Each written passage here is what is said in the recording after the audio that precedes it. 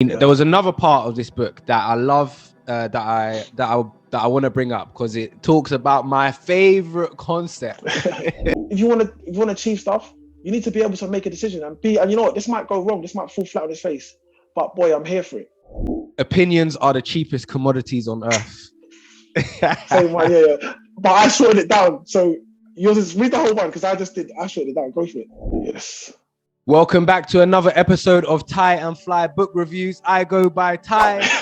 Yes, Mr. Fly in the building. What's going on, people? What's going on? So this month we have Think and Grow Rich by Napoleon Hill, which was recommended to me by a friend of mine called Alicia and Sean, two friends actually. And I thought I'd give it a read. I've been actually really excited to read it based on their feedback and their enthusiasm about the book. Okay. So it'll be really interesting to get into this and see how you got on. Do you know what? In my head, yeah, I feel like I know how you felt about this book. We haven't spoken about this book as normal. I feel like I know, and I feel like you also tried to throw me off on your Instagram by putting up little quotes here and there. You joker. It's not. We're on the same team, bro. But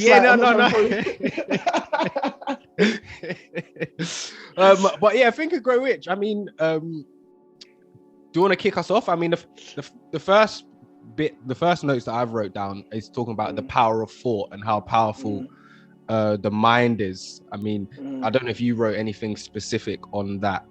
Not to that. I mean, this book, I've read this book before a long time ago. So I kind of remembered, like, but I hadn't read it, and it's one of those books that I would want to read twice or read more than once. So it was good to actually get a chance to read it again.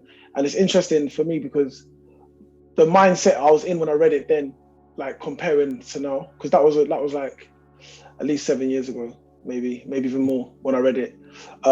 So it's interesting. It's interesting then now, kind of my perspective. My life changed a lot, obviously, in that period of time as well. So it was good, kind of like reading it back from now to then. In the introduction or in the early stages of the book, he kind of says, there's a message, there's a key message throughout the book that's kind of running through the book, and by the end it should be clear to you. So I remember when I first read it, that intrigued me. And it kind of talks about a lot of different things. So I'll be interested to see kind of if we thought the same thing, because I obviously from reading it before, there was a few things that stuck with me from when I read it the first time that are with me till this day. And like it was interesting to see it back and kind of, you know, like when you watch a film the second time, kind of know what's gonna happen, XYZ. But definitely, you know, the title alone, Think and Grow Rich, like everything comes from thought. That's something that's very much said within the book. You know, it's all about kind of the things we talk about, really, like visualizing or just really planning, and things like auto-suggestion. Yeah. So, I mean, it's all about the mindset, really. I think this book is good to foster a very good mindset, you know, a determined mindset, a persistent mindset, you know, what we refer to now as like a growth mindset. But when this book was written, it wasn't kind of, that phrase wasn't around. But that's what I think about that. Yeah, I think the message of the book is really powerful. The book talks about desire and passion and having that, you know, desire to chase towards whatever goal it is you have. And throughout the book, it suggests, you know, things that you can do to help you pursue that desire, whether that's so for example, it talked about money, you know, write down 6 things. I can't remember exactly what the 6 things were, but it was like, you wrote them down. I'll go for it. Yeah. So it says Desire, chapter 2. And it's like, we win or we perish. So obviously some people might be familiar with like Tony Robbins. And if you're familiar with him, you've done any of his courses, he's got a thing where he calls it like burn the boats. So burn the boats is like, you know, you just go in, like no regrets. You just, like, for example, quit your job, make it so your business or whatever you want to do is the only thing you can do. You've got no chance. And there's a story of there was a war, a battle taking place. I forget the specifics, but basically the captain took them to the island where they were going to invade. Yeah. And as they got off the boats, they burned all their boats. So it's like, boy, there's no way home now. So we have to win because there's no way home. So I mean, so in this book, it's like we win or we perish. End of. We win or we perish. Burn the boats. So the 6 methods which he relates to convert your desire into money.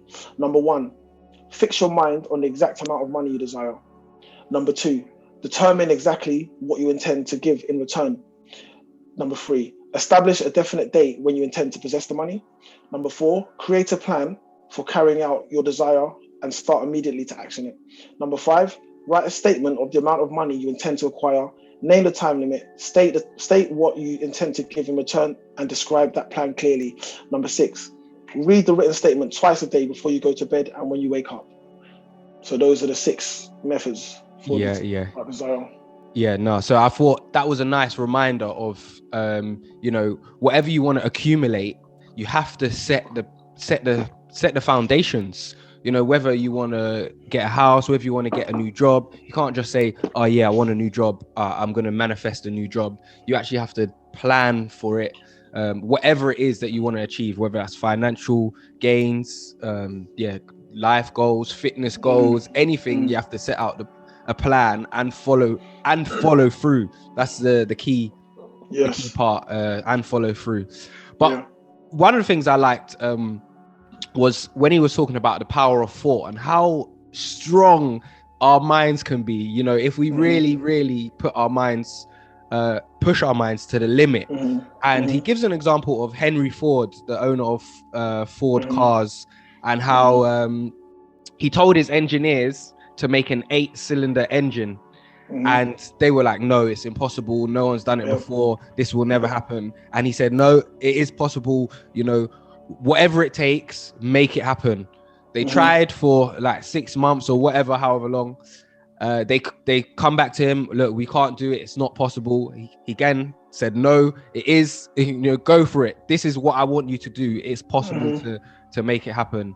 And then eventually they made it. And it was like, that's just, it's like not taking no for what you want to achieve. Like, I can do it. I can push through. I can create something new. And I thought that was a really nice message about, just not listening to the haters or not listening to the naysayers. Of course, it's always good to take advice, but in this instance, he was not taking no for answer, and he come out on top. It worked out. Worked out positive for him. It's like that. It's kind of cliche saying, but everything's impossible until it's done, right? So everything's literally impossible until someone does it. So because I remember that story, what you said about the Ford cylinder. And it's like, I think there's another phrase in the book where it's like, the greatest of achievements was at first and for a time but a dream. Yeah. Because everything is, whatever you think you can create, whatever, thoughts equal things. That kind of mindset. So that's what I mean with this book. I think it's really good for the mindset. It's really good for someone that, but you have to believe it, and you have to take it in, and you have to really, believe that, okay, look, this has happened before. The example is a good example. There's loads of other examples, like about the 4-minute mile, before that was done, it was like, it could never be done. Someone did it, then I think within 6 months, someone else broke it. And now it's just like, that's not even a thing anymore. So there's other examples of that, so you got, and again, that goes down to the persistence, the desire of Henry Ford, So yeah, definitely. Do you remember the Steven Spielberg story, the director? Because it talks about Steven Spielberg, how he had this desire to be a director, and he snuck into the studios and pretended to be a worker there, and then he did that for ages, just being like a runner, but just on a voluntary basis, but he never actually got the role. He never actually got a job. He I think he was off a tour. He come off a tour or something, and he stayed there the whole day. He made sure that the security guard recognized him when he left, so that for the next day when he went back, he didn't have to show a pass or whatever, and he just could, oh hi mate, and go through. And then he eventually, worked his way and wangled his way into being, one of the biggest directors in the world now today. But his desire and ambition, he found a way. I mean, whether you agree with those, slimy tactics or not, is another not slimy though. Would you say that's slimy? Well, not slimy, but unorthodox. He did what he had to do, man. Unorthodox, but I think in order to achieve things, sometimes you got to be unorthodox. You know. Yeah. You got to put yourself in those situations, because no one's at that time. No one was. I didn't know the story, but it's an interesting story. But at that time, obviously, no one was checking for Steven Spielberg. His name doesn't mean anything, so he can't. You know, people aren't interested. So he's got to find a way to get their attention. You know what I'm saying? Yeah. So, and that's one thing that you find with people that are successful in any field is, I feel like, it's that courageousness, confidence, that being bold, just doing it. Like, you know what? Burn the boats. Do you know what I mean? Like, I'm doing it. I'm doing it. You know, he could have, because, and the thing is, I guess in that situation, what has he got to lose from doing that? The worst case scenario is he gets kicked out. Who are you? Get out there. Do you know what I mean? The best case scenario is, look, now he's Steven Spielberg. You know, everybody knows him. He's done amazing films and all that kind of stuff. So, you know, what have you got to lose? You know, fearless. You've got to be fearless, man, if you want to achieve something significant. Do you know what? Yeah, I did like the stories about the individuals in this book. You know, that being one, Steven Spielberg being one, Henry Ford. I mean, the book references Henry Ford quite a bit. Even Carnegie. Pardon? Carnegie. I can never pronounce that guy's name. Yes. That's referenced quite a lot. I can't remember I didn't write him down. But even Arnold Schwarzenegger, he was the best in bodybuilding. You know, he really pushed it, and then he wanted to pursue a career in acting, and then he pursued a career in acting, and then he became the governor of California. Why are you looking confused? I think have you got a newer version to me? You know what? I've got the newer version of the book, and I think mine might have some stories that yours is. Yeah, because I was thinking Spielberg. I think it's Schwarzenegger. See, it's because you're about 7 years old, bro. Yeah, older than that. Jeez. Anyway, different versions. It's interesting. Maybe that's very funny, right? Because this book, I don't know how edited or how far back this book is in regards to that. I might even try to read your one just to see how different, or see some of the notes you made. But the language in this book is quite hard to get your head around. Yeah. Like, we're kind of talking about two different books in a way, even though it's the same book, but it's two different books now. Because it's like, for me, it was a struggle, especially coming from like reading Goggins last month to reading this. The language, the writing style is very dated in this. Like the sentences are quite convoluted. I don't know what yours are like, but the sentences are not structured how we speak today. It's kind of structured the old way. So it took me about literally the first 3 chapters to get my head and like to get into the language and the verbiage and things like that, which was a bit like, but it's weird because I don't remember that being an issue last time. I think I just accepted it for what it was last time. Yeah. Do you know what I mean? Yeah. Well, the new book, the newer version, I still felt, you know, it had some language that was quite difficult to read. You know, it was a bit awkward. I mean, we'll come on to difficulty rating and stuff later on. But I definitely felt the language, you know, maybe the language in it is a bit more modern than your version, but it definitely wasn't like Goggins, which was, you know, easy and a nice, easy flowing read. This wasn't like that. At all. What did you think about the stuff about like the subconscious mind? Yes, I thought that was quite important, you know, about, you know, how like auto suggestions, that kind of stuff. Yeah. So even little things we do within our day or implement within our life can have a impact on our subconscious mind. And did I write any notes on that? I don't think I did. Well, in regards to repeat daily what and how you're going to achieve your goal. So it's like when you're drilling in something to yourself, this is what I want, this is what I want to achieve, and you're doing that daily, and you're simply believing it, telling yourself continuously, preaching it. This then enters the subconscious mind to subconsciously help you achieve those goals or achieve whatever it is that you want to achieve. And I think I believe in that. I definitely believe in that. Me too. And even from experience, I think personal experience, you know, when I tell myself, every day, this is what I want to achieve. And then eventually it happens. It's like, cool. I convinced my subconscious, I convinced my conscious mind, you know, every part of me was working towards that goal or dream. So, Yeah, definitely. What did you think of it? No, definitely. In regards to subconscious mind, I mean, I feel like as I've got older, I'm aware. I agree, and I know that there's the subconscious mind works. I mean, I know your subconscious is working like all the time, so I'm very careful about things like what I say.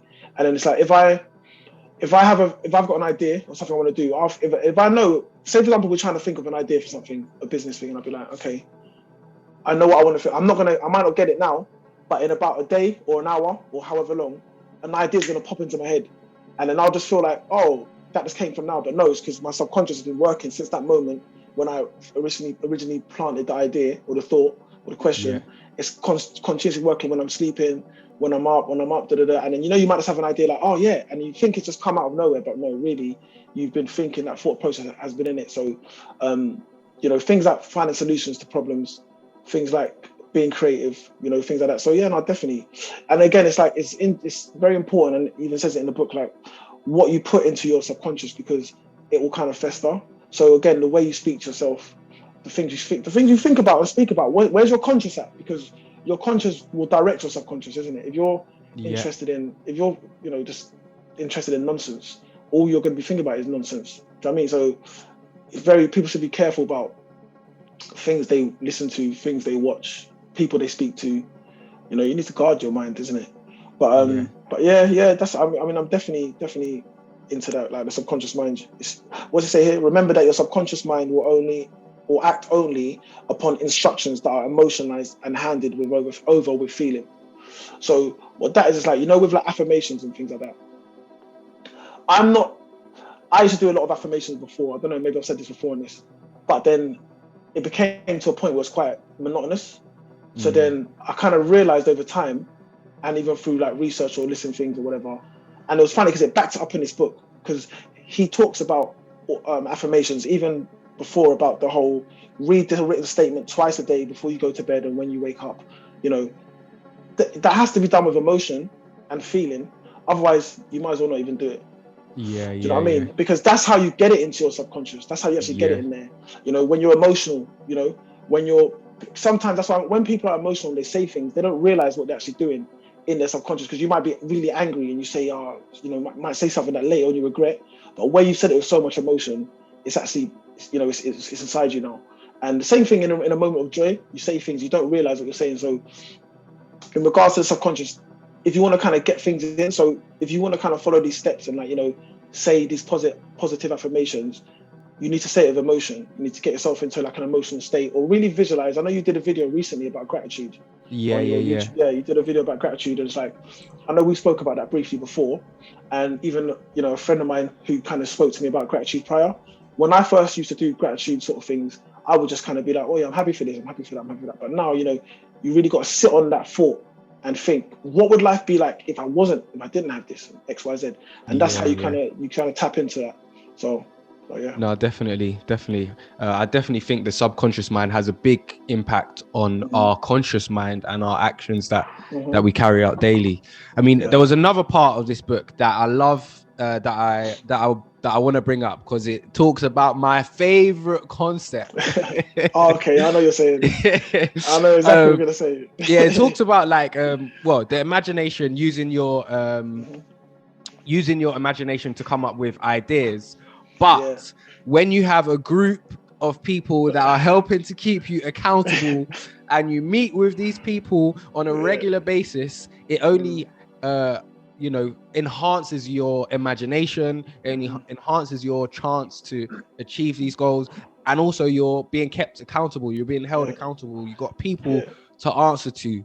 And you know how much I love the accountability words, and I'm part of I run, should I say, an accountability entrepreneur group. And I actually think, one day I'm going to open this up to some YouTube subscribers. So if you're not subscribed, make sure you stay tuned for that. Yeah, you should. But yeah, I mean, that was just a nice reminder. When I got to that bit, I was like, yep. You're talking, for those that, just because you're talking about the Mastermind group, that's what he calls it. Yeah. The Mastermind. So your Mastermind collective. So if you haven't read it or you're interested in it, it's called the Mastermind group, is what he calls it. Yeah. So essentially creating a group of people that are you know, maybe on the same journey or similar journey, or even from different walks of life, but a group of people that you can come together and share ideas, share experiences, and hold each other accountable for whatever it is that you want to achieve. But not only doing that once, meeting regularly, to help, you know, keep yourself accountable. And yeah, it was just a good reminder, because that's something I truly believe in, and something that has benefited me massively over the last few years. In I don't know in your version, right? But in this version, obviously, he talks about the mastermind group and about peers and about people that you can obviously learn from, you know, that kind of stuff. In the imagination part of the book, did you get the part about his imagined mastermind group? I don't know. I don't recall it. Okay, all right. So he created a mastermind group within his mind, with the names we spoke about, Carnegie, Henry Ford, Abraham Lincoln, a few other people. Did you get that part? Okay. And he spoke about, so on one of the parts, this was kind of towards the end of the book, there's like a whole section dedicated to where he's visualizing and imagining a meeting with those people. Yeah. But it's quite funny, actually. It's quite funny. Like that book, that part I was reading, I was like, hurry, because it was just quite weird, to be honest with you. Yeah. Because it's like but it's imagination and whatever. But he's like, I sat down and Abraham Lincoln looked at me with a scowl on his face, and this is the kind of language that's in the book. And Carnegie stood up and thundered across the room, and and I'm like, this is nuts, because he's just basically. Oh man, wasn't that in your book? I don't remember it. You would have remembered. You would have remembered. Yeah. But yeah, man, it's quite funny. But so he created a mastermind group based on people that he respected, like people that, you know, are big. Again, this is quite an old book, so that's why when you're with Spielberg and these are very quite not modern but modernish. These are talking about like the guy that made Coke. All these kind of Abraham Lincoln. Those are the kind of figures. And you know, so he created a group that within his mind that he was his mastermind group, and he would go to that place or go there and talk to them and get ideas from them, X, Y, Z, and that was just quite funny. Yeah, it was quite funny. I think in theory, you know, that could be quite a good idea. You know, if you have people that you aspire to be, even like, for example, in my head, if I was to sit with David Goggins after reading our last book, it'd be like, okay, this is what I want to do. Goggins, like, how can we achieve this? What would Goggins do? And 100%. You would know, or you would have a perception off of reading this book, what his response would be. So you're like, okay, Goggins says, nah, you got to work 10 times harder. You got to wake up earlier or whatever. So the concept of it actually, you know, is quite intriguing actually. Yeah. And you know what? Yeah, to be fair, like if anyone is watching this, that like they might look at their circle or they look at the people they know and think, wow, like there's no one here that, well, I'm going to say two things here. They might look around their circle and be like, there's no one here that inspires me or I can learn anything from. So I can't actually create a mastermind group with that. And if you are that person, you need to get into Tyler's DMs and find out about Entrepreneur Club. No, it's true. The second part of it is, with that as well, they might look at their circle and think like, again, there's no one here.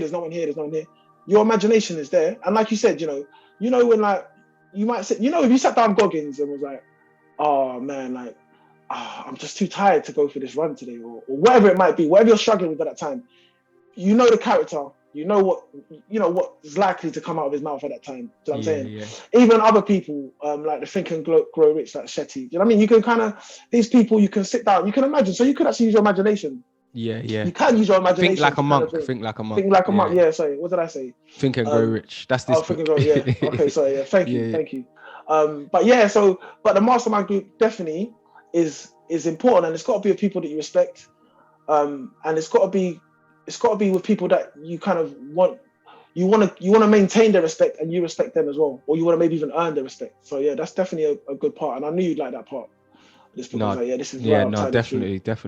I wrote down a quote here. I don't know what section it's in, but a quitter never wins and a winner never quits. And I just wrote it down because I thought that was just a nice reminder of, like, you know, don't quit. you know, sometimes, you know, in life there might be journeys that you think, okay, this isn't for me or whatever. But if you really, really want something, like the book talks about desire, passion, you know, going for it. If you really want something, you know, a quitter never wins, you know, and a winner never quits. And yeah, I just like that, yeah, but phrase. it's true. Yeah, it's very true, isn't it? Like, yeah, it's very true. No, go on, what was you gonna say? Did your book have the 30 reasons of failure, like why people It did. fail, Yeah, it did causes of have. failure and It stuff? did have. I just saw that failure bit Yeah, now. yeah. Yeah, well, yeah, it had major causes of failure. Yeah, go for it. Yeah. No, I thought we could touch on that, you know, why people fail, and you know, go maybe from some of our own experiences, you know, what's caused failure in certain areas, because I thought that was a good a nice section of, you know, some of the traits and characters that people may have when they don't succeed or when they fail within something. Because even for me, in fact, I'm creating a video actually on like the signs of an entrepreneur, and I've spoke about some of the things that I've done as a child or a teenager when, you know, just hustling basically, and and a lot of these things failed. So I think we spoke about it briefly before. I tried to start a window cleaning business when I was about 18, and you know, the first time I went out, you know, I ordered all my equipment. The first time I went out, went around the local neighborhood. It was a nice sunny day, and I can't remember how much I made, but I made enough to pay for my equipment and give me some extra pocket money, like all in one day. So I was like, yes, okay. Then the next time I've gone out, this is maybe like a month later. It's not sunny. It's not a horrible day, but it's not sunny. I've gone knocking on doors. Everyone has said no. No one wants their windows clean today. And I failed. And then after that, I quit. I thought, oh, okay, it's, you know, this idea is not going to work. So why would you say you failed at? Lack of ambition and lack of persistency, because you know, I let one negative experience you know, shut down that business. That was it. After the second time, I never went out again because I was demoralized. But you know, I could have taken the positives from the first one and realized, okay, sometimes we have good days, sometimes we have bad days, you know. So I think, that's just one of the many failures that I've had throughout my entrepreneurial journey. I've had loads, man. Loads. I mean, I'm any trying that to you want to loads. share? Let me think of one. All right, I'll give you one. Even recently, and recently a couple of years ago. I'm not going to be too specific, but a friend of mine works in the trade, and was like, oh, you know, they've done a smart thing where they kind of they got a lot of website domain names. So if you know about how to build a website, you need a domain name. Like it might be me and Tyler and Chris bookreviews.com or .co.uk. So they done a smart thing. Actually, they purchased loads of domain names, and then but they never actually did anything with those domain names. So they were like, oh look. So now I had the idea. I said, well look, let me build your website, or let me get a website built for you, and we can market this website. You'll get the jobs, and then we'll, you know, and then we can just split the money, or we could just, you know, work an agreement. Now, and you've actually got a video on this as well, like your channel about who you go into business with, or with friends. Can friends be business? Should you do business with friends or family? Yeah, you should have made that video a couple of years ago, bro, because I needed that. Like, I needed that then. But I needed that a lot of times. But anyway, so with that now, so it was like, yeah, we'll do this. So when it came to actually marketing the website, you know, there was a lot of red flags that I should have really looked upon and seen like, well, this isn't really going this way. I like to work a certain way. I'm quite lenient to other people's working styles, but you know, at the end of the day, I'm about results. That's my main thing. It's like, what's the result? So, you know, the websites were built, spent money on the website, ready to go. Then all of a sudden it's like, oh, can't really do it now, work, or, you know, like all these excuses. So I was like, okay. So that for me was a failure, because it was a nice way to try and, for me, myself, trying to bring in some passive income and be like, yeah, okay, we can use this website this person can go and get the jobs. I don't have any skills in that area whatsoever. So it would just be literally like my skills are I can get the online things going, but we need to get people or yourself to go out and get the work done, you know. And it came to a point where I was like, I mean, it's very amicable, you know, but it's just like, yeah, this isn't really working, is it? Because there's been a lot of talk and a lot of things have been built behind the website, behind the scenes, but nothing actually has happened. This isn't a business, is it? So that's you know, and within this book, obviously he talks about causes of failure. So he does two. There's causes of failure and there's major causes of failure. Now those lists were very long, but I just kind of noted down the ones that kind of related to me or the ones that kind of hit home with me. And you got inability to organize details. This is the causes of failure. Lack of inspiration and selfishness. And then you're talking about the quotes that I was putting up. All the quotes I put up was because they touched me. Like like facts. Like I don't like, this ain't no game here. Like I'm not playing a game like that. I mean, like I put up. So there was one that like really touched, and I was even thinking like, you know, this is somewhere like when I ever have my own facility or my own gym or my own kind of academy and stuff like that, there's going to be inspirational quotes around. And this is a quote that's going to be there. Like, any farmer knows he cannot sow the seeds of thistles and reap the harvest of grain.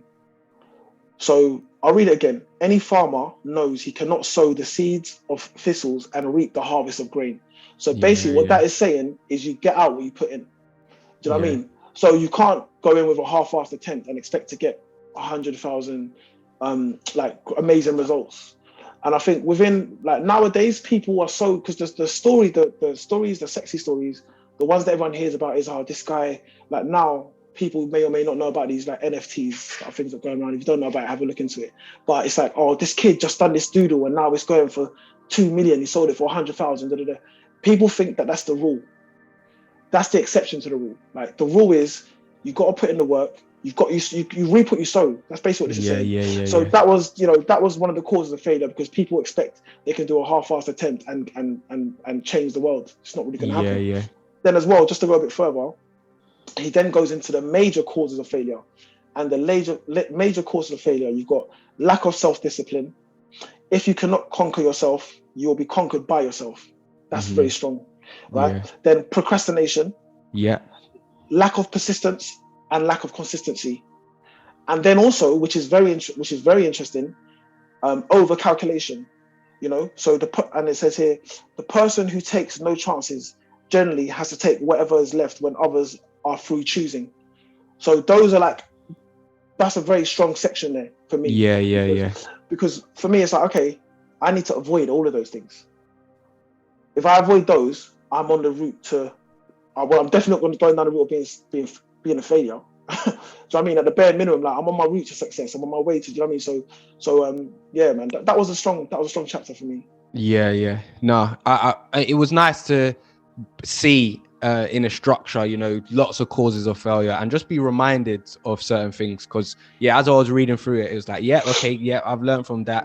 And it was quite nice actually seeing it on the book, because it was like I felt like I pretty much knew all of them. So it was like a nice reminder of how far I've come on my journey, because I've learned these through my experiences, or through learning in general. So it was quite a nice reminder to myself, like, okay, I know all of this, but someone might not, and it was a nice reminder. But that's because, and this is what I mean, because you've got your mindset, you've got the mindset, you've already got that ticked. Do you know what I mean? So this book is very good to help people create those mindsets. To create that sort of mindset. Do you know what I mean? You've got that growth mindset, you've got that winner's mindset, you're ambitious, so you're already, even look at how you live your life now. Do you know what I mean? Like, you put yourself in positions, you're persistent, all that kind of stuff. So you're actually, this book is kind of the kind of book which, for someone like yourself and myself, is like, it just reinforms us on what we already know, but it's like it reaffirms it. Now, for someone that is maybe looking for that, how do I change from being a limited mindset to a growth mindset? How do I change from being, I want to start my business, I want to change my job, I want to do this book will help you develop how to do that. This book will help you, like, okay, let me just do this, let me follow these rules and just see what happens. No, I think that's an important point to make. And obviously this book is called Think and Grow Rich. So, you know, you kind of has the perception that it's about, you know, earning money or getting money and growing rich. And there was a quote that it mentioned, there is one method of accumulating riches, and that is by providing useful services. And I think that's a great point to make within business. Obviously, there's other things like investing and whatnot. But if you're providing a service and it's not useful and people don't like it, or, you know, it's very, very unlikely that it's going to bring you an income. It's all about problem solving. Solving a problem, providing a useful service to help others in whatever way. So yeah, I think that's a very important point, because I don't know, people can kind of get to the mindset that, you know, with business it's take, you know, take money, like get money. Really, it's give. Do you know what I'm saying? Because if you give, like, if you provide a service for someone, you're providing quality and value as well. Like, you're providing value, you have value. People will pay for that because you're enriching their life, whatever it might be. Do you know what I mean? And this could be anything, you know, but we're talking about business. So you could be a florist. You don't just sell flowers. What you do is, when someone's going to a funeral, you help console, you know, you give that someone, when someone's just had a baby, when someone's birthday, you're really you're enriching that person's life one way or another. You own a barber's shop, you're cutting hair. You're not just cutting hair, bro. You're making people feel so confident, man. You're making people feel so good about themselves that they feel good, they're confident, their chest is out. You're creating food, you're nourishing people. Do you know what I mean? So you just need to think, when you're trying to build a business, you need to think, well, what do people need? What do people want? How can I get them there? And then they'll pay you for it. What are the emotions? I mean, what are the emotions behind the business? You know, why are people coming? People aren't just coming because they want flowers. There's a reason that they want the flowers. And I think that's an important point to make within business in general. There's a deeper reason as to why they're getting the service that you're providing. I think if you can understand that, you're on your way. You're on your way, you know. What did you think about it talks about, you know, decision making and or maybe not in your version, but yeah, in my version it talks about decision making and being decisive and not being indecisive, and how sometimes being indecisive can be another contributing factor towards our failures. You know, that's over calculation, isn't it? I thought that was a nice reminder, because again, within business, quite often I'll calculate whatever I want to calculate, work out whether that's the right thing, and then go. It's like, we have to decide. We have to do it. It's either yes, I'm doing this, or no, I'm not. There's no okay, maybe. Try. There's no try. There's do. Even with this YouTube channel, it was like, okay, cool. Am I doing YouTube? All right, cool. Yeah, I am. Bam. Let's go. Now we nearly a year in, baby. Exactly. And I think it's quite liberating, because it's not like you're either in the camp or out of the camp. Do you know what I mean? It's like, either you're doing it and you do it, or I'm not doing it. If I'm not doing it, I put that down and I don't think about it again because I'm off. When you're in that kind of indecision, it's like, well, I kind of want to do it, but So no, definitely. I think with that, it's like the procrastination comes into it. And also, again, what I was saying about the overcalculation, like, you can talk yourself out of it. You can. There's always 100 reasons not to do anything. There's more than 100 reasons. There's so many reasons not to do something. There's also reasons to do it, and you just make a choice as to, you know what, this is for me, this isn't for me, for whatever reasons there are. You know what I mean? Like, I'm very much similar to you in that sense. Where it's like, if I'm doing it, I'm doing it. Like, once I make a decision, it's like, all right, we're going for this. There's none of this. There's no halfway home for me. I mean, you know, that old, again, quite cliche, but again, like, you know, the entrepreneur, the person that jumps off the cliff and builds the plane on the way down. Like, that's what we're talking about here. And even like I was saying before at the beginning about being bold, it's about making that decision and committing to that decision. You know, like, look at like Richard Branson's a good example. How he started with Virgin Airways or Virgin Airlines. You know, he wanted to get to somewhere. The flight was cancelled. He just thought, well, I need to get there. All right, I'm gonna charter this flight and sell tickets. Boom, let's go. There's and people that, I feel, if you want to achieve stuff, You need to be able to make a decision and you know what, this might go wrong, this might fall flat on his face, but boy, I'm here for it. Yeah. You know what I'm saying? And that's what it is. So yeah, I don't struggle with decision making, to be honest with you. Yeah. I don't. That's something I don't struggle with, and I see it cripple a lot of people. Mm-hmm. To be honest with you, where they don't make a decision. Yeah. And I think, again, going back to burn the boats, put yourself in that position where you have no other choice. Do you know what I mean? It's easier said than done, you know. It's easier said than done, but it's still possible. And then as well, the same thing is like, if you don't want to do it, then just don't do it. Yeah. Do you know what I mean? It's just don't do it. Like, I've got people I know that are very smart that could, you know, if they wanted to, they could set up their own business, but they just don't want to do that. And that's fine. And they're not going to go and sit down and start talking like, yeah. No, they're comfortable with where they are. Yeah, you know what I'm saying? So yeah. No, I think that was, good, important. I also want to talk about how it mentions about, you know, the opinions of others, how listening to other people can influence, you know, your decision making. And I've got a nice quote here actually about that. Go on, we might have wrote down the same quote. Go on, let me see your one. I want to see your one. Opinions are the cheapest commodities on earth. Same one, yeah. But I shorted it down. So yours is, read the whole one because I shorted it down. Go for it. Go. No, that's what I wrote down. I did the whole paragraph. All right, cool. Well, I did more. I didn't do the whole paragraph because, again, the English was a bit thick. So I did, opinions are the cheapest commodities on earth, ... If you are influenced by opinion, when you reach decisions, you will not succeed in any undertaking. So it just kind of brings it home further. But yeah, I mean, they are. I don't like Dylan White. Obviously, if you're into boxing, you'll know who Dylan White is if you're into boxing UK. And he's got a nice saying that it's funny. I like it and it's true. He's like, all right. He goes, opinions are like bum holes. Everybody's got one and they stink. So I'm saying, so he doesn't use the word bum, but he's like, yeah, opinions are like that. Everyone's got one and they think, and it's true. And it's like, everyone's got an opinion and everyone can give you 5 reasons to not 100 reasons. People are the smartest when there's nothing on the line for them. They are very good at picking holes, and you can pick holes in anything. You can pick holes in any business model. You can pick holes in any life choice. You can pick holes in any decision anyone's made. You can. It's easy. It's easy to thing to do.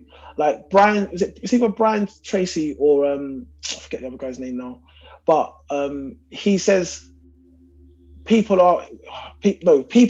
don't realize they can give you 100 reasons not to do something, but they don't realize all they need is one.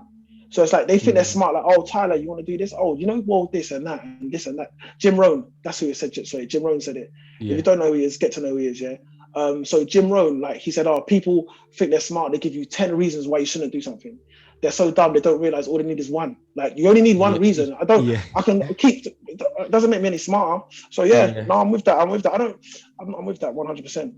Yeah, I think a lot of people let other people's opinions influence their decision making, especially when it comes to business. You know, they let the doubt of others creep into them and make them fearful. You know, what if you don't make any sales? What if it fails? How are you going to support your family or whatever? And that's other people's fears, you know, coming onto you. And I think, like I said, not necessarily not listening to the opinions of others, but, you know, taking, you know, making your own mind, you know, not letting their opinions influence you. I think that's probably the best way. I think for me, because I'm very, I don't really care. Like on certain things, I don't care what people think. Honestly, I don't care but again, it depends on where it comes from. It depends on who it's coming from. Because if you said to me, Chris, and you gave me an opinion about something that I was doing, and I want to listen to what you say. I might not do what you say, but I will listen to you because I know it's coming from a genuine place. I mean, a place of love, a place of care, and whatever. So I'm not gonna. Where some people just give opinions out of hate. And you know, you see it. Like there's so many examples. Even one of the youth clubs that we work with, we've set up a boxing club there. And then one of the coaches, I was having a conversation with him yesterday, and it's all quite local, you know, it's in the local community, whatever. And like people are criticizing, not necessarily like they're criticizing the club. Oh, you know, this and that and that and that. And he was kind of, we were talking about it. He was kind of, you know, it's obviously, it's not nice to be criticized, is it? You know, it's not nice. So he was like, oh, you know, people are saying this and that. And I was like, listen, where's their boxing club? Yeah. Everyone's an expert, like unqualified experts here. Where's your boxing club, bro? Like, what have they done? Like, we're doing a good thing here. You're doing a good thing here. Like, who cares? These people just on the armchair, but honestly, I do it with a smile on my face. I honestly don't care. Like, it's funny to me. It's funny to me. It's like, it's not even, no, that's the thing. It's not even funny to me. I just don't care. Do you know what I mean? So, but it's interesting because but again, if it's someone, and even like, for example, like I've got a mentor, you've got a mentor, people that we respect, if they come and sit down to me, or even my friends or family, whatever, and it's from a genuine place, then I'm here for it. Again, I might not listen to what you say. I might still do what I'm gonna do, but I will listen to what you have to say. And if it makes sense to me, I'll adjust. And if it doesn't make sense to me, but I always appreciate it, because you can't always be having people around you like giving you want honesty from people. Yeah, 100%. No, I thought, again, another point. Persistency. Did you write that down in that section? Persistence. Persistence. Persistence. Do you know it's funny actually? Because as I was reading this chapter, I saw someone being persistent in action. Okay. And let me give you the story. So I'm on the tube, I'm reading the book. I think I was actually on the way to meet you reading reading the book. And on the tube, sometimes you get those people who are they're selling tissues, and they're leaving a little note, and the note normally says, I'm homeless, or I've got a son and I need to feed someone or whatever. And they literally just walk down the tube. They put a tissue next to you with the note, and it's basically saying, oh, please, can you buy the tissue? Like, contribute anything that you can. They put it next to everyone that's sitting on the tube. They wait a couple minutes, and then they go back and then see if anyone's, wants to give their money for the tissue. And they do this all day. Like, they're hustling. They are staying persistent. They're not giving up. The amount of people that would just give them back the tissue, shake their head, say no, and they're still staying determined and still doing it. And I think that was really like inspirational when I was looking at it from that kind of perspective, because they're staying persistent. And they caught me at a good time, because I donated. I bought, well, in fact, I didn't even buy the tissue. I just put £1 there. I had some loose change. I thought, all right, cool. Do you know what? You're trying. Whatever it is, whether this story is true or not, you're trying, and you're being persistent. And it just was a nice reminder that, you got to admire people that are staying persistent. And so no, I agree with you 100%. I agree with you 100%. It's like it's something that, and there's so many different like examples throughout life. Do you know what I mean? Even if you look at like someone learning a new skill, it's persistence. Whether you're learning a language, like a baby learning to walk, a baby learning to talk. Do you know what I mean? Like, it's something that I admire, and it's something that's required. Again, I think if you want to do something significant, it's required. Persistence is required, because it's one thing you can guarantee is it's not going to be easy. Do you know what I mean? And this is why, like I always say, like things like, sport is a metaphor for life, because it's so true. Do you know what I mean? Like, obviously you're fighting soon within your training camp. It hasn't been easy. It hasn't been like a smooth journey. It's been step forward, step back, hard days, easier days. If you're not persistent, you're just going to give up at the first hurdle.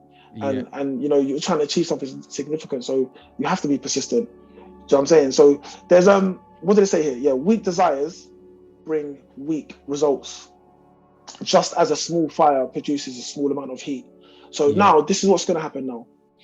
When's this coming out? December? 1st December? Yeah, 1st December. 3rd of December, excuse me. 3rd of December. So what's going to be happening on the 1st of January? Everyone's going to be setting New Year's resolutions. Oh, okay. Yeah. Well, not everyone, but like, you know what I mean? Like, you confused me there for a second. Sorry. I thought it wasn't 3rd, but it's all good. So New Year's resolution time coming up soon, yeah? Everyone with their like action plan, and it's good, but it's just a wish.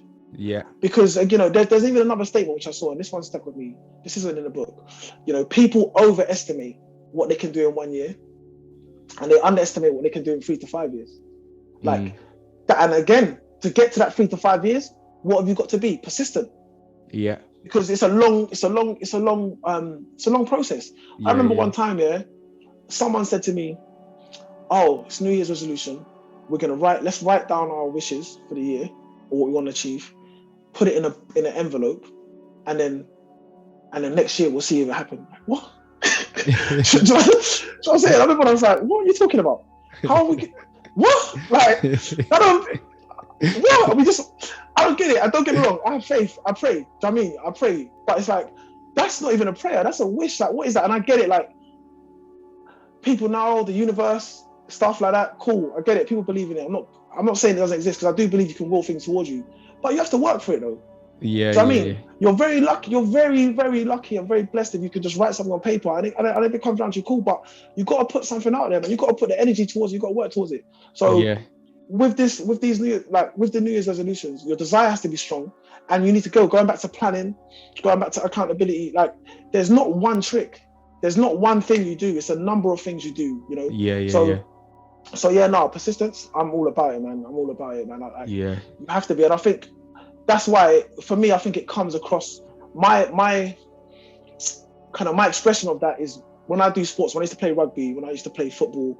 See, now when I've done boxing in the past, it's like I like it to be hard, because it proves me to myself that I am persistent. Like, I am. Even that, there's levels to this, because as persistent as I think I am, David Goggins might look at me and think, bro, you're soft. Like, do you know what I mean? So I'm saying, so there's no like finished article, and it's interesting, but you got to be persistent, man. Do you know what? The book gave a couple examples. Yes, it did. One about Bruce Lee. Did yours have that? And one about Domino's Pizza.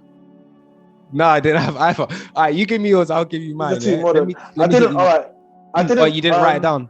I didn't. But that being said, there's one. I don't remember the definite, the specifics of it, but it spoke about Coke, like the Coca-Cola brand. Okay. It's funny because I watched a video about Coca-Cola, how it was made the other day, about how the story is, and the guy. So not even in the book, but when I was reading the book, it took me back to I don't drink Coke, I don't advocate Coke, but the story is a good story. Like, you know, it's the person that created Coke was an ex-soldier, I think, and he came back, and I'm not going to go into the deep of it, but he had to be persistent basically to get it to where it was. And the funny thing is, it wasn't a success until after he died. Properly. I mean, it wasn't a roaring success until after he died. But I mean, go true. No, so Bruce Lee, he was, persistence with his kung fu. He was training kung fu for his whole life. He stayed dedicated to the art of martial arts and kung fu, and then he actually wanted to be an actor, and he tried to go in the acting career. He had like some small cameo roles, and then when he went for a role that he didn't get, he quit. He gave up. But he actually got loads of letters from fans to say, "Nah, look, you're doing great. Like, don't quit. Keep going." So off the back of that, he's continued to strive, continued to keep going, and then he landed a major role or something, and then he's become one of the biggest martial art actors in the world. And by staying persistent and dedicated, he got there. I mean, he did have a bit of help on the way, like, from the fans, but he could have just ignored the fans. Do you know what I mean? He still stayed persistent, and I thought, again, another great example of just staying dedicated. And the other one was Domino's Pizza, which I didn't actually know this, but the guy who set up Domino's Pizza, he failed massively initially. He had they set up, how Domino's is all about getting your pizza to you quickly. Their unique selling point is you order it. I think I know this story, It comes quick. So their marketing was, we'll get your pizza to you within 30 minutes from the time that you order it. Yes. And their mopeds caused a couple accidents or crashes or whatever from people speeding to get the delivery to their to the customer. So they faced like mad lawsuits. The company was in millions of dollars of debt. But the guy who was running it, Domino's, he stayed consistent and persistent and kept on going, even though the company was failing horribly. He stayed persistent until he got the formula right. They stopped advertising the 30-minute delivery time, but they still had the quick time as a unique selling point. But he stayed persistent, and then now look at Domino's. You know, it's if not the largest pizza brand in the world, it's one of, but for sure. I mean, well, it's them and Pizza Hut, innit? It's them two. Bigger, or, you know, Papa John's. I don't know. It's up there. They're up there. They're up there. Yeah, it's up there. And I thought, wicked. Yeah. No, it didn't. I mean, nah. Yours is definitely a much more modern version. But no, it came up again. There's a few things here, like about how to cultivate a persistent state of mind. Definiteness of purpose, desire, self-reliance and self-belief, definiteness of plans, accurate knowledge, cooperation, willpower, and the habit of persistence is a direct result of habit. So I mean, so that was what I got from that. And then also it's got symptoms of lack of persistence, procrastination. There's loads, but I only took down a few. Procrastination, lack of organized plans, wishing instead of willing, and fear of criticism. Those are the ones that kind of reached out to me. There was loads of, I don't know how many. Yeah, there's loads. But again, it's necessary. It's necessary. If you want to achieve something, and again, that can go with your studies, that can go with your relationship, man. Like, look at relationships; they're not easy. You know, I got a good friend of mine. Shout out to Art Mob. He just said, "Listen, man, it's not Disney out here. Like, relationships aren't Disney. It's true. It's not Disney, bro. Like, you got to put work in. Do you know what I mean? But again, if you want to have something significant with that person, you want to build something significant with that person, family, life, whatever it is, whatever your dreams are with that person, it's not going to be easy. It's not going to be easy. So, you know, you need to, even with your own family, your direct family, it's hard to maintain these relationships with your own family. It's hard to maintain relationships with your friends. So you got to be persistent. Otherwise, what really, I mean, if you keep giving in at every second, every challenge you have, what kind of life is that? What kind of life is that you're going to lead? Do you know what I mean? So that's what I mean with this book. It's just good for mindset. Like, your mindset, it's interesting, going way back. And now it's because I actually wanted to talk to you about this because, but I don't know whether, I doubt your book would have this in there because this is so politically incorrect, Okay. The language in this book is like, it's written in Old English. So they refer to like people like myself as like colored and stuff like that. Do you know what I mean? There's a story in the front of the book, and it's actually a good story. But the way it's written, again, it's a sign of the times, whatever, you know, it shows the mindset of people. But there was a girl in the book and she was asking for something for her mum. Obviously, they're a black family. This was in the time, this book's very old, so it was written in times where I think, you know, slavery and stuff like that. Do you know what I mean? So the guy she was asking for was whipping her or something like that. Or no, not whipping her. That was it. She came to the door and I think she needed like something. I don't know what it was, money or something like that. And she knocked on this white person's door and they were like, go away. And she's like, no, my mum wants 50 cents. Let's say what it is. I forget the story. My mum wants 50 cents. And then the guy's like, go away or I'm gonna beat you. She's like, my mum wants 50 cents. Then he's like, go away. And where she's being so strong and so persistent, it's like she kind of overpowered him, especially when you think of all the racial connotations of this as well.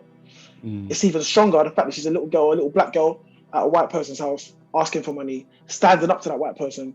It's a lot. Do you know what I mean? So that is kind of an example. This is right at the beginning of the book. Was this in your book? No. Yeah, they took that out. They took that way out. Do you know what I mean? They took that out. So this is what I mean. The language is a bit hard to get your head around. But with that story, that's a story of like, you know, it's inspiring story. When I read that, I was like, "Wait, this girl, like, look at the courage in this young girl. Like, look at the strength of this young girl for all the things, you know, because she needs this for her mum, for her family, for whatever it is, you know." So again, goes back to being persistent. And this, again, mindset. It's funny you said about the message of the book. Like, for me, the message, and I didn't at the time. I was actually gonna get this tattooed on me, but I didn't in the end. But it's faith and desire was what I took from this book. Faith and desire was the message that I think came through this book, like faith. And again, this is what I remembered from when I first read it, however many hundreds of years ago. And I was like, faith and desire. As I've got older and a few more, I've kind of moved away from desire, because the connotations of it a bit, I'm not too sure if it's something I necessarily buy into 100%. But the faith part, faith in myself, faith in God, faith in people around me, is something that has grown. Do you know what I mean? No. I think in terms of the message, in my version, I definitely got the desire message, but it was more what comes with the desire, you know, the things that you have to do in order to achieve the desire. So I felt like the overall message was the desire, but the things that you have to do, faith being one of them, persistency being the other, accountability, decision making, all of those things that, you know, add up to help you get your desire and your wishes and think and grow rich. In the last bit, we're let's move on because of time. But in the last section, it has loads of questions like at the end that you kind of ask yourself. And again, this was a nice reminder of where I've come from in my business, because it was kind of like, do you take criticism to heart? You know, questions like that, for example. Do you take criticism to heart? No. Do you think, I can't remember all of the questions, but it's basically questions that are challenging your personality. If you're a negative or, you know, negative type person, or you don't not believing in yourself or whatever. And a lot of those questions for me, well, all of them pretty much were no. Do you know what I mean? So it was like, it was a nice reminder, and I wanted to big you up. This, I don't want nothing back, bro. So just take this big up. No, but in the chapter as well, it's kind of like talks a little bit about like your friends, and one of the questions is like, who among your acquaintances encourages you the most? And I was like, Mr. Fly. That's like, who gasses you up? Mr. Fly. Oh, who among your friends gives you that support? Bam, Mr. Fly. So it was like, raw, yeah, bruv. Big up, innit? So thank you. I don't want nothing back. Take that on the chin. And let's move on. You're a funny guy. You know what's funny? Anyway, go on. Thank you. I appreciate it. No, thank you. Thank you. What's funny? Go on. No, man. I've lost my train of thought now, man. You're a doker. No, but it was saying about the stuff about fear. Did you see the stuff about fear? Yeah. Did you want to talk on it? Yeah, go on. Yeah. All right, I'm not going to go through because there's a few fears that they went through. They call it the 6 ghosts of fear. If you want to know what they are, read the book. But what it said is this was something that was quite hit me. And it was like symptoms of fear of poverty. Okay. And again, we're talking about people with opinions and stuff like that. So it's like seeing the hole in the donut, but failing to see the whole donut. See it. So it's like knowing that the roads to disaster, but never searching for plans to avoid failure. So what we were just talking about, as in like people saying, oh, you could do that, like, you know, problem solver. That's one thing I know. And I got this from Eric Thomas when I went and saw Eric Thomas live. It was like, you got to be a problem solver. And that's why I'm like, wow, the better you are at solving problems, the better your life is going to be in every single way. And you could get any, whatever. I was speaking with one of my mentees the other day, and very talented footballer. He's at a pro club, and I was trying to relate to him some situations he's going through away from football, and giving him a comparison to how it is in football. So, you know, he made a silly choice, nothing too bad, but he made a little silly choice at one time, but in football he doesn't make the wrong choices. And I was like, do you realize that in life it's just a problem? Like in football, when you're trying to take on a defender or you're defending against someone or whatever it is, you've got to think really quickly and sharp what you're going to do in that moment. You've got to solve that problem in that moment in time. The same thing relates to off the pitch. Yeah. And that hit home to him because, again, you know, football he can relate to. So I said, it's about the choices you make. You've got to be able to solve that problem. You know, you say you're going to do something, an obstacle comes up. Okay, how do I deal with it now? What do I do? Do that. Just what's the best outcome? Because on the football, if you keep making the wrong decisions, your coach is going to say, yeah, you're going to sit on the bench for this match. And I think the next few matches, maybe you're not going to come back here again. So I'm saying, so yeah, man, it's you got to look at the whole donut, not just the hole in the donut. I like that quote. Don't look at the hole in the donut. Look at the whole donut. That's banging. That needs to go on your wall. When you get your spot, you need to put that one on your wall. Say no more. I mean, there's actually quite a bit we haven't come on to, but I'm just conscious of time. let's move on to our difficulty and star rating. I'm going first this time. I think you went first last time. Yeah. Difficulty rating. This book, I can't lie, I struggled to read it. I found this hard to read. This was very hard. There was even pages where I had to reread the page. It didn't come in.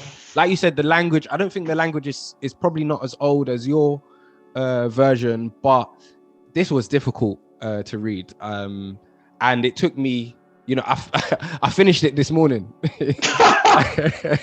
Literally, like an hour before, this call, I finished it. So I'm gonna give this one a 4. For me, this was about a 4 out of 5, and it's not because it's massive. I just didn't like the flow of it. What are you saying for your difficulty? Difficulty. I mean, being that I read this before, I didn't actually read. I don't remember it being that difficult. I found it quite hard to read as well. Mainly I think your one's definitely updated. It's got examples in it more relative, like to the common day, like to our times. But that was even hard because it spoke about all these old, the older sort of things that weren't in my lifetime. The language, the style of writing, mainly, it's kind of old English. So I struggled to read it. Like I had to really push through. And it's only 200 pages. Do you know what I'm saying? Which, when you see it, they are small lines, but, it's only 200 pages. Mine's definitely bigger than yours. Mine's 268 or something like that. Whoa. 290. I think 290. Whoa. All right, cool. No, mine was bang on 200. but yeah, I'll give it difficult rating of a 4, man, as well. It was hard. But a friend of mine who reads, actually, he's part of a book club. He listens to this he listens to this every night on audio book, like. So maybe this is someone. Maybe the audio book is the right way to go for this one. For some people. But I'm glad to have read this. I'm even glad to have read it twice. So yeah. Let's move on to the star rating. I mean, like you just said, I'm actually glad to have read this because it was a nice reminder. There were some great messages in there, and it was a good reassurance. And it's a classic. It's a classic as well. It's a classic. But I would be lying if I said I wasn't disappointed from the hype that it was given to me. This was gassed up to me like this was the best book in the world. And maybe if I read it 3 or 4 years ago, I might have felt that way. But it was more of a reminder book for me. And I think this might be, I don't know if this is the lowest that I'm going to score, but a 2.5 I'm going to give this out of 5. That I can't remember. That might be my lowest score. But I'm going to give this a 2.5. I think it is your lowest. That's interesting. I think for me, like I said, this is a classic. So this book is has a very loyal following. Like people love this book. It's funny because this always happens, yeah. So even now, I was saying to myself the other day, I was like, I need to write down my opinion now because I know when I speak to Tyler, it's gonna. I wanted to increase mine after this conversation because yeah. But that was what I came in before. That's why it's good I went first as well. The book was. I didn't enjoy reading it. I got to be real with you. I didn't enjoy reading it. I enjoyed sections. Yeah. But overall, I didn't enjoy it. I did enjoy sections, and again, the messages are very clear. Similar to yourself. Maybe at the beginning of my journey or whatever, at a certain time. I do think this is a book that people should read, though. Yeah, I agree. But just to be concise, I'm going to give this... I'm wavering between 2.5 and 3.5. So I guess 3 is the natural thing because I do think it has value. At the beginning of the call, I was on a 2.5 as well. But now, thinking about it, it does have value. I do believe it has value, so 3. Yeah, okay. Wicked. 2.5 and 3. Now, this is not to say that the book is not good. It's just our opinions of the book, how it related to our lives and how we personally found it. I'd still recommend reading this book because we've taken value from the book anyway, regardless of whatever books we've read. There's always something that we can take from it. So keep reading, people. And next month's book, we've got a whopper. we've got Jordan Peterson, 12 Rules for Life, rather. This is Mr. Fly's book. I don't know if you want to tell us why you chose this book. Yeah, man. I mean, I chose this book. I've had this book for a while. I haven't read it. One of the young people that I work with, I actually bought this book for him because yeah. And then I was like, yeah, I should buy it for myself as well. So I bought it, but I haven't read it. Jordan Peterson is someone who actually, he speaks very much to men, to young men. That's his kind of demographic. He's unashamedly speaking to men. He's quite a unrightly controversial figure. Yeah, I'm not going to go into it, but if you Google him or YouTube him, he's quite he came into the scene. Yeah. He's not even controversial, though. That's the thing. But he will get phrased by groups as being controversial, but he's not actually controversial. And it's just a book that I want to read. So he's in, and as well, him as a person is quite a good role model. Very concise, thoughtful when he speaks. He thinks about what he's saying, and whatnot. So yeah, and I'm excited. It's a long book, but I'm excited to read it. Yeah. Okay, wicked. So remember, people, support the thing. Make sure you're hitting the like, make sure you're hitting the subscribe, and comment. Let us know what books you want us to read, and also let us know how you found the books that we have read. We got a whole playlist. This is the 11th book review of the year. Our goal was to read one book a month. We've stayed consistent. We've stayed persistent. We've stayed dedicated. We've done everything, and we're on to our final book of the year. So yeah. Yes. Oh my days, the team. Bro. That's big, man. That's big. Yeah. I didn't even realize that you just said that. Yeah. That's big. Yeah. Big salute. So yeah. All right. Support the team. Peace and love.